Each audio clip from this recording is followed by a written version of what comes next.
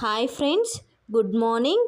ఈరోజు నేను టమాటా పచ్చడి పెడుతున్నాను. టమాటా పచ్చడి విధానం ఎలా అంటే, ఫస్ట్ టమాటాస్ని బాగా కడుక్కొని టమాటాస్ని చిన్న చిన్న ముక్కలుగా కట్ చేయాలి. ఆ తర్వాత టమాటా, చింతపండు, ఉప్పు, కారం, పసుపు కొంచెం వేసేసి వీటిని మెత్తగా పేస్ట్ పెట్టాలి.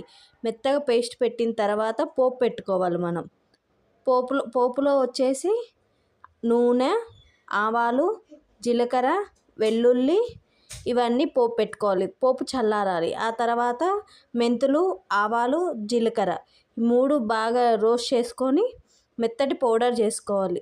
మెత్తటి పౌడర్ చేసుకున్న తర్వాత మనం టమాటాని ప్యూరీ చేసుకున్నాం కదా, అవి ఒక గిన్నెలో పెట్టి కొంచెం ఆయిల్ వేసి ఉడికించాలి. బాగా దగ్గరకు వచ్చేంతవరకు ఉడికించాలి. ఉడికించిన తర్వాత అందులో వాటర్ ఏమీ లేకున్నప్పుడు అప్పుడు మనం ముందుగా పెట్టుకున్న పోపు, ఆవాలు, జీలకర్ర, మెంతులు